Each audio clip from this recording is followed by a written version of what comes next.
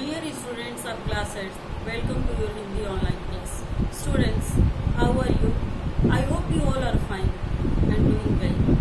आज हम लोग पढ़ेंगे बाल भाषा भारती का तीसरा लेसन, शेर से साक्षात्कार। साक्षात्कार का अर्थ होता है प्रत्यक्ष रूप से किसी से मिलना। तो इस कहानी के मुख्य पात्र जो हैं घोष बाबू से शेर से प्रत्यक्ष रूप से साक्षात्कार होता है और उस समय उस संकटपूर्ण स्थिति में वो बिल्कुल भी घबराते नहीं हैं। अपनी निर्भीकता और सूझबूझ से अपने आप को मौत के मुंह से बचा लेते हैं। यह कहानी हमें यह संदेश देती है कि कभी भी संकट के समय में हमें घबराना नहीं चाहिए, बल्कि निर्भीक होकर और सूझबूझ से काम लेना चाहिए।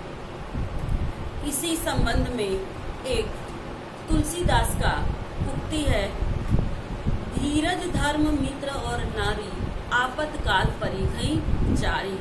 क्या कहते हैं कि विपत्ति के समय में मुख्य रूप से 4 लोगों की परीक्षा होती है, धीरज अर्थात धैर्य की, धर्म की, अच्छे मित्र की और अच्छी पत्नी की। इन 4 लोगों की पहचान विपत्ति के समय में ही की जाती है और यह घटना जो है इसी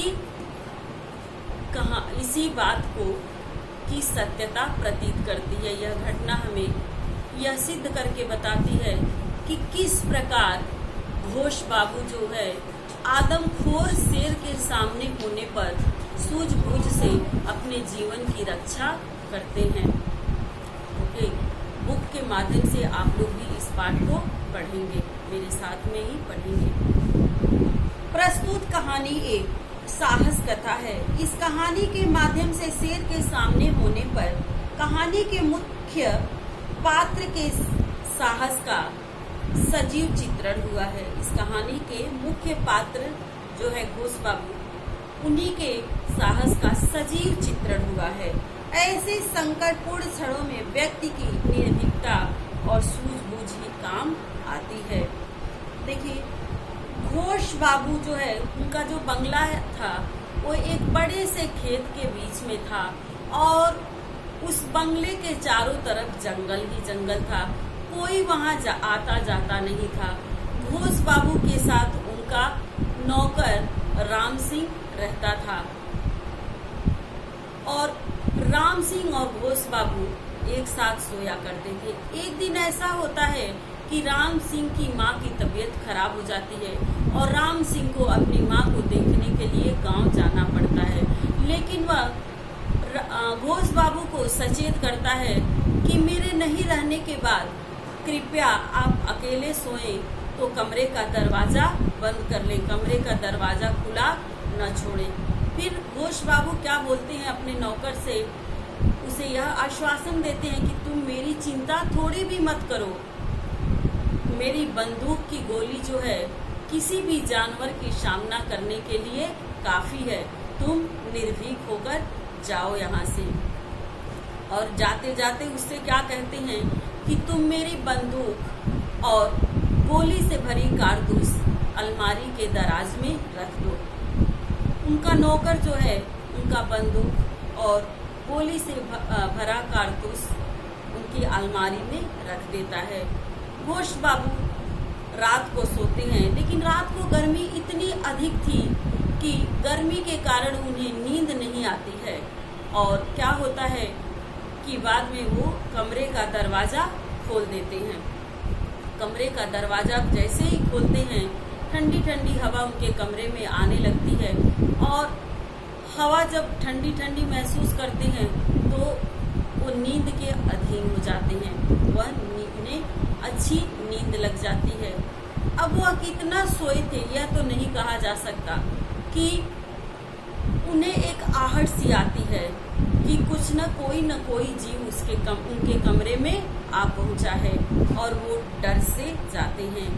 लेकिन धीरे धीरे वो यह चेष्टा करते हैं कि आखिर इस कमरे में कौन सा जीव है, इसे देखना चाहिए।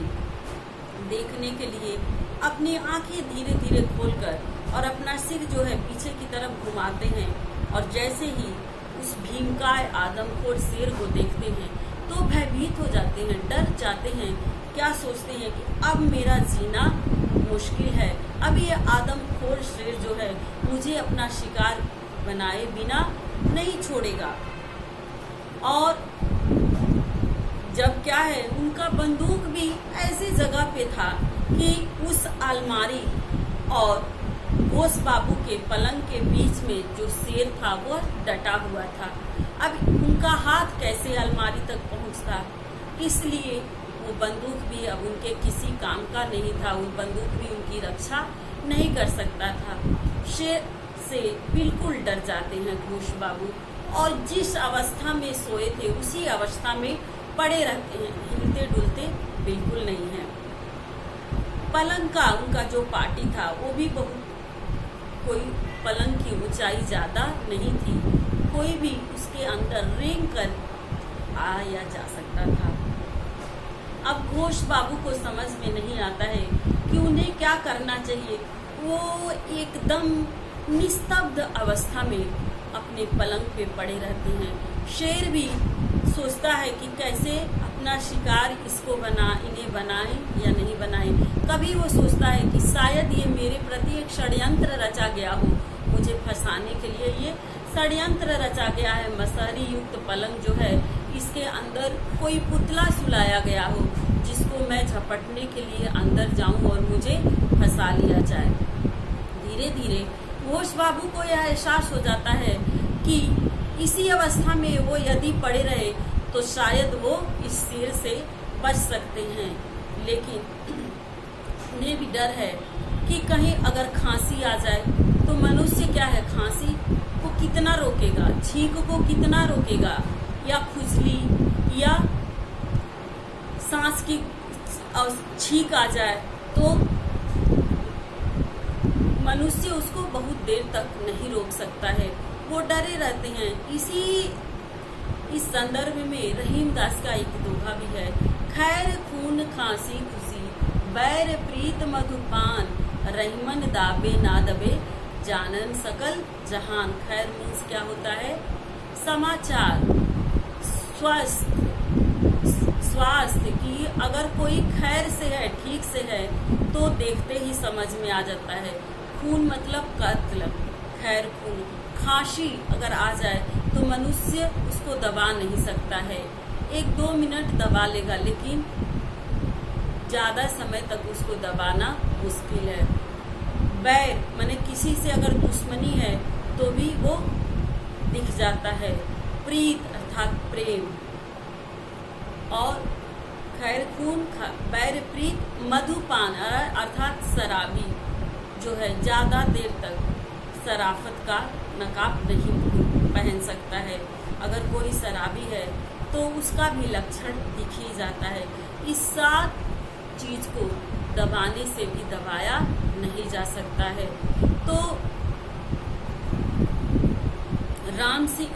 घोष बाबू भी डरे हुए हैं कि कहीं उनको खांसी आ जाए या कहीं खुजली होती है तो मनुष्य का जो हाथ है वो एकाएक उस जगह पर पहुंच ही जाता है।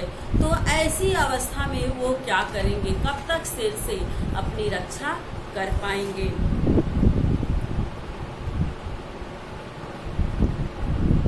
तो ऐसे में घोष बाबू एक साहस से यही काम लेते हैं कि उस आदमखोर बाघ को देखकर वो डरते नहीं हैं, जैसे चिल्लाते नहीं हैं, वहां से भागते नहीं हैं, चुपचाप निस्तब्ध अवस्था में पड़े रहते हैं। इन सारे संकटों के बावजूद भी वो अपने आप को संभाले रहते हैं और इसी वजह से शेर जो है सोचता है कि मैं कैसे इस आदमी को अपना आहार बनाऊं। पता नहीं मेरे साथ कोई षड्यंत्र किया गया है या सच में कोई व्यक्ति सो रहा है।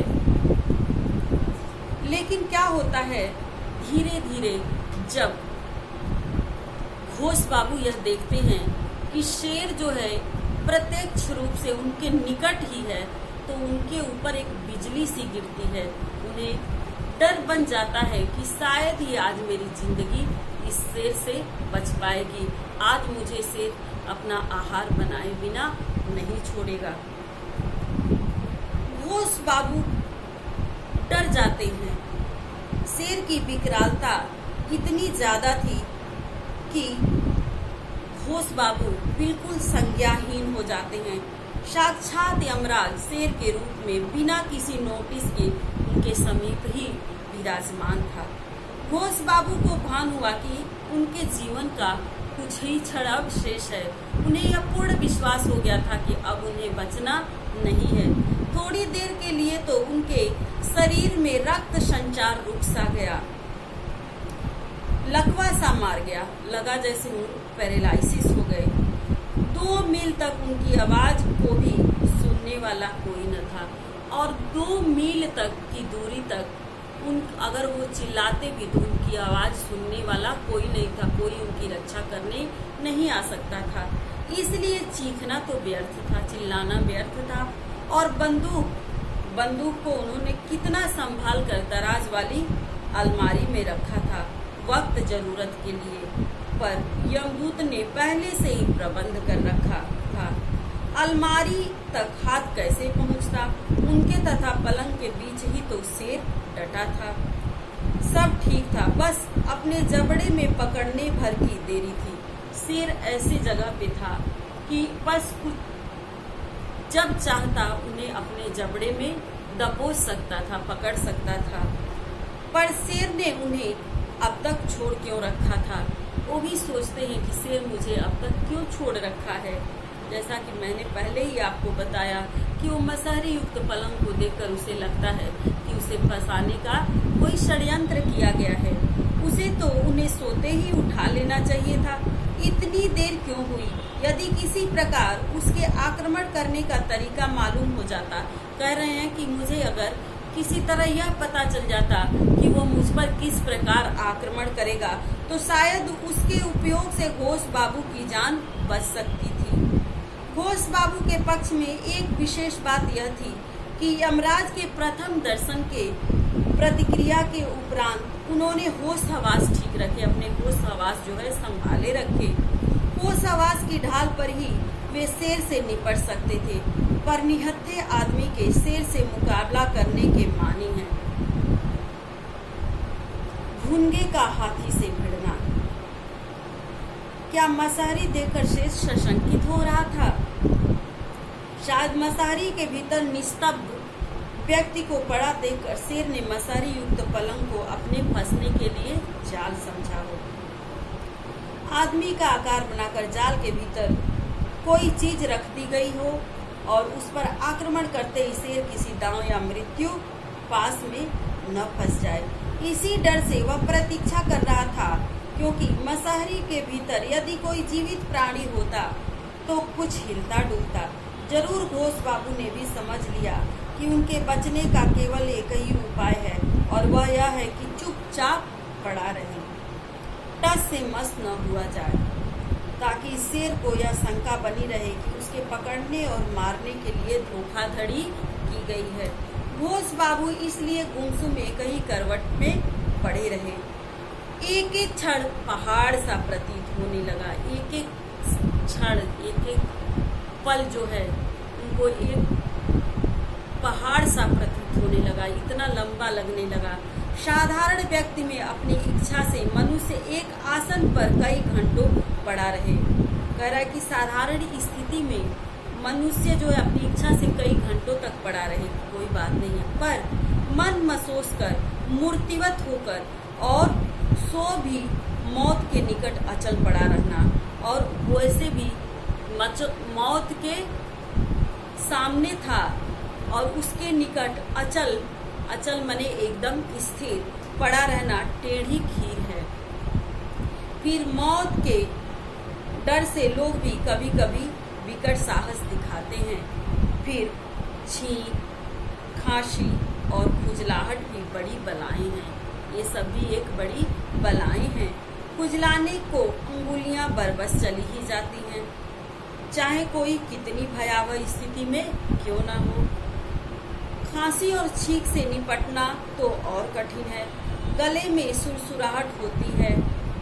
हाथ से गला दबाने और मुंह बंद करने पर भी भीतर से बारूद फीकती निकलती है। कह रहे हैं कि हाथ से गला और मुंह दबाने पर भी ऐसा लगता है कि भीतर से बारूद निकलती है और खुल तथा ठूल सी हो ही जाती है। नाक को दबाते दबाते छींक की टीवी निकल पड़ती है। नाक को कहीं बुरी तरह पकड़ भी ले तो छींक आंखों और खोपड़ों से निकलने की कोशिश करती है। घोष बाबू पर भी खांसी ने हमला सा कर दिया और बहुत गला दबाने पर भी तनिक ठूल सी ध्वनि निकल ही गई और जिससे शेर को यह प्रतीत हो गया कि इस मच्छरदानी के अंदर कोई जीवित प्राणी ही सो रहा है। उधर शेर की शंका समाधि भंग हो गई। वह फौरन खड़ा हो गया और घूरकर उसने घोष बाबू की ओर देखा तथा अपना सिर धीरे धीरे उधर को बढ़ाया। अभी तक उसे कुछ शंका बनी रही, इसीलिए उसने एकदम आक्रमण नहीं किया। तभी भी थोड़ी सी उसके अंदर शंका थी कि शायद उसे कोई भ्रम हो गया हो, शायद उसे फंसने का जाल ही, उसको फंसाने का जाल ही हो। पर उसका भारी सिर मसहरी को दबाता हुआ करीब से निरीक्षण करना चाहता हो।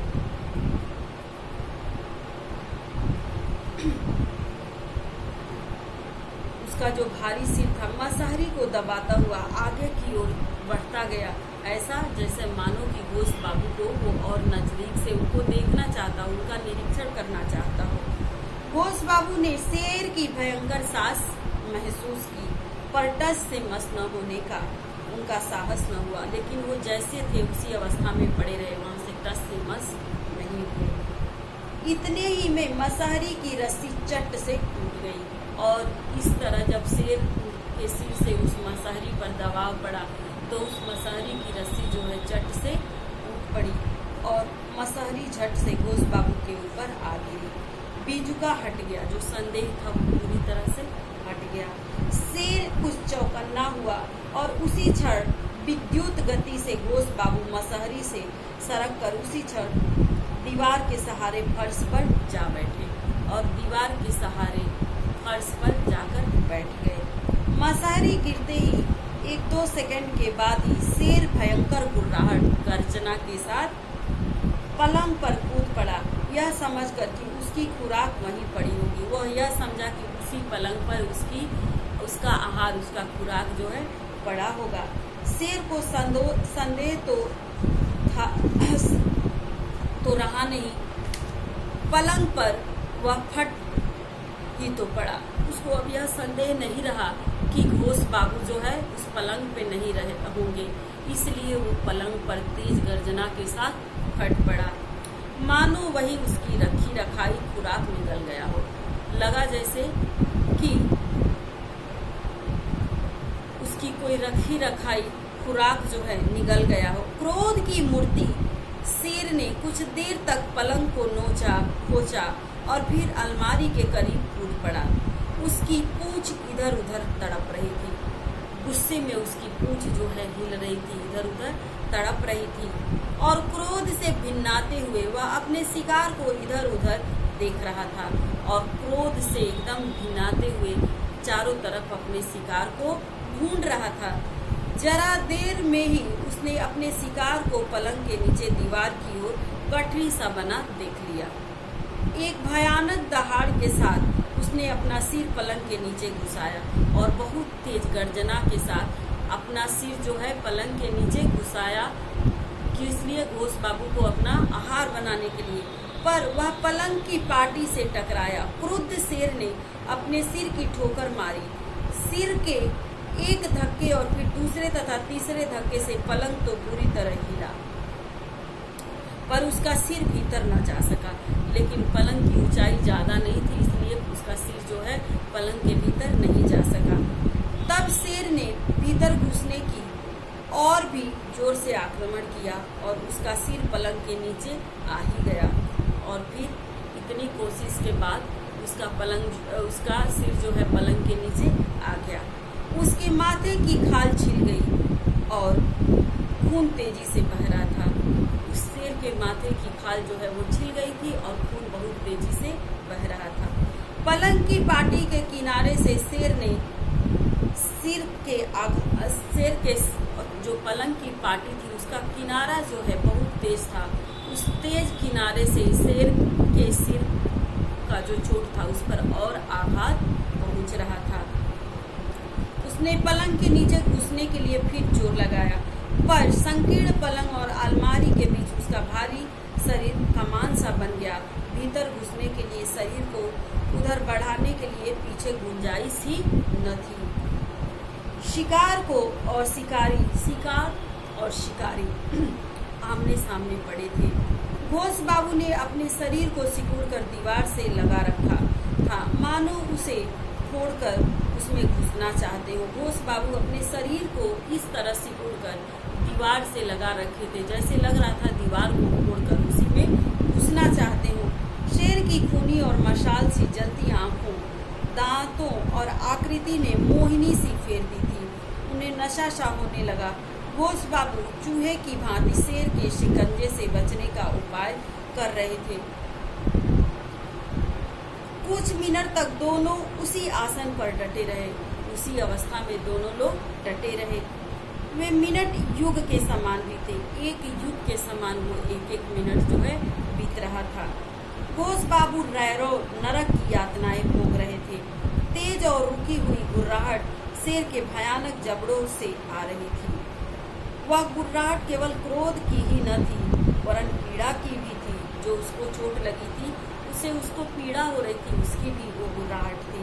पीड़ा चोट की ही नहीं थी वरन पाटी का तेज किनारा उसकी गर्दन को भी और उस पाटी का तेज किनारा उसकी गर्दन के चोट को और भी चोटिल कर रहा था।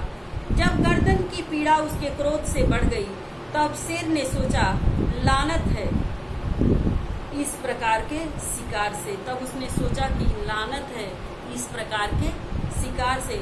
सिर निकालकर शिकार को किसी दूसरे ढंग से पकड़ना चाहिए। और फिर वो दूसरा तरकीब सोचने लगा कि सिर निकालकर और मुझे किसी दूसरे ढंग से उसे पकड़ना चाहिए। इसलिए उसने अपना सिर बाहर खींचने का प्रयत्न किया। सिर बाहर निकालने को उसने जोर लगाया। घोष बाबू के सामने आशा की किरण सी दिखाई पड़ी और तब उन्हें लगा कि शायद मैं अपने जीवन की रक्षा कर सकता हूँ। इस तरह आशा की किरण उन्हें दिखाई दी। शेर का सिर बाहर निकलता ही न था, वह फंस गया था। शेर ने निकलने के लिए क्रोधपूर्ण जोर लगाया। पलंग डगमगाने लगा। घोष बाबू का दिल धड़क रहा था। डर इस बात का था कि शेर की कशमकश में कहीं पलंग न पलट जाए। पलंग पलटते ही घोष बाबू के भाग्य का तख्ता भी निसंदेह पलट जाता। उनके जो जीवन है वो भी समाप्त हो जाता। अगर पलंग पलटता तो उसी क्षण उनका जीवन लीला भी समाप्त हो जाता।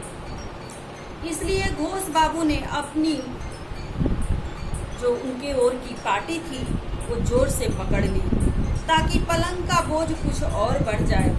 शेर जोर लगा रहा था निकलने को और घोष बाबू पाटी नीचे खींच रहे थे। फिर घोष बाबू का प्रयास कुछ नहीं के बराबर था। पलंग की धमा चौकड़ी ऊपर और नीचे की गति झूले की सी जारी थी। शेर का प्रत्येक झटका जो है प्रबल होता जा रहा था, तेज होता जा रहा था। पलंग बहुत जोरों से हिलने लगा, मानो घबराकर वह कहीं भाग जाने का प्रयत्न कर रहा है। सारे शरीर की ताकत इकट्ठी कर और जान की बाजी लगाकर घोष बाबू एकदम पलंग पर आ गए ताकि वजन ठीक हो जाए और पलंग न पलटे। कुछ देर के लिए पलंग की तौल ठीक हो गई। प्रश्न यह था कि उस प्रकार की स्थिति कब तक चलेगी। यदि किसी न किसी झटके से शेर अपना सिर निकाल लेता तो एक क्षण में ही घोष बाबू को चटनी बना देता। यदि कहीं बंदूक उनके हाथ लग जाती तो शेर भी ढेर हो जाता, अर्थात वो भी मृत्यु को प्राप्त हो जाता। पर बंदूक तो दराज में बंद थी, उसका हाथ उनके हाथ आना असंभव था। बंदूक ऐसी जगह पे थी जो घोष बाबू के हाथ में आना असंभव था। शेर ने भी भांप लिया था कि उसका शिकार आंखों से ओझल होकर उसकी खोपड़ी पर सवार था, इसलिए अपनी मुक्ति के लिए और भी जोर के झटके लगा रहा था। हथियार कोई था नहीं। हाँ, चौके में एक बड़ा शिकारी चाकू पड़ा था, पर वहां तक जाना आसान न था। पलंग से उठते ही कहीं शेर न निकल पड़े। घोष बाबू की शक्ति भी छीड़ हो रही थी, उनके दम का भी दम निकल रहा था और उनके साहस का भी साहस निकल रहा था। ईश्वर का नाम लेकर घोष बाबू चुपचाप सिराहने की ओर से दबे पांव फुर्ती से गए और चौके से वो बड़ा सा चाकू ले आए। दोनों हाथों से चाकू की मूठ थामकर वार करने की कोशिश की, पर हिचकिचाहट सी हुई। कहीं ओछा वार हुआ तो चाकू का पल हृदय तक न पहुंचा तो शेर उत्तेजित हो जाएगा और भिन्नाकर पलंग को उलटकर घोष बाबू का खात्मा कर देगा। वो सोचे कि अगर चाकू उसके हृदय के अंतरात्मा को चोट नहीं पहुंचाया तो क्या होगा। शेर गुस्से में और उत्तेजित होकर पलंग पलट देगा और घोष बाबू के जीवन का खात्मा कर देगा। पर मरता क्या न करता। वो भी सोच रहे थे या तो मरूंगा नहीं जीऊंगा, दो में से एक तो आज होना ही है, या तो मरूंगा या तो मारूंगा। फिर क्या होता है कि साहसी व्यक्ति आती मौत से भिड़ता ही तो है। हाँ, एक बात साफ थी, घोष बाबू की ओर से एक ही वार हो सकता था। शेर की अगली टांगें झटका मारने के बाद जैसे ही रुकी वैसे ही पीठ में गर्दन से कुछ हटकर चाकू का 9 इंच फल खचाक से धंस गया। उसकी चाकू का जो नोक था, उसकी लंबाई जो थी वो 9 इंच का था और जाकर शेर के हृदय में धंस गया और वह सीधा दिल में जा बैठा। जमीन को हिलाने वाली गर्जना हुई और उसके जब वो इस तरह से जख्मी हुआ उस चाकू के प्रहार से, तो बहुत तेज से जैसे कि जमीन को हिला दे इस प्रकार की गर्जना हुई। फिर एक तड़प और उसके साथ धड़ाम का शब्द और उसी के साथ बेहोशी का आलम छा गया। अगले दिन प्रातःकाल राम सिंह ने उल्टे हुए पलंग के निकट खून में लथपथ शेर को मरा हुआ और घोष बाबू को दीवार से सटे बिस्तर से ढका अचेत पाया। बात यह हुई थी कि चाकू के भौंकने से शेर ने वह उछाल ली थी कि पलंग उलट गया था और घोष बाबू भी गेंद की भांति दूर जा गिरे थे तथा दीवार से टकरा गए थे। ऊपर से उन पर बिस्तर गिरा था जिसने संपूर्ण दृश्य पर पर्दा सा डाल दिया था। इस घटना के आतंक से घोष बाबू 15 दिन तक अस्वस्थ रहे, लेकिन जो ये इतनी यातनाएं सहे थे, ये जो भयावह स्थिति का उन्होंने सामना किया था, इसके वजह से वो इतने आतंकित हो गए थे जिसके वजह से 15 दिन वो अस्वस्थ रहे, बीमार रहे, उनके अंदर एक डर सा बैठ गया। फिर भी उस आदमखोर बाघ से उन्होंने अपने सूझबूझ और निर्भीकता से अपनी जान की रक्षा की। आपने देखा कि किस प्रकार मौत के मुंह में जाकर भी उन्होंने स्वयं को बचा लिया। इसी प्रकार संकटपूर्ण स्थिति में हमें भी घबराना नहीं चाहिए, बल्कि निर्भीक होकर और साहस के साथ सूझबूझ से काम लेना चाहिए। डियर स्टूडेंट्स, टेक्स्ट बुक के द्वारा आप लोग इस लेसन को पुनः पढ़ेंगे और मैं इस लेसन का क्वेश्चन आंसर आप लोग को PDF के थ्रू प्रोवाइड करूंगी।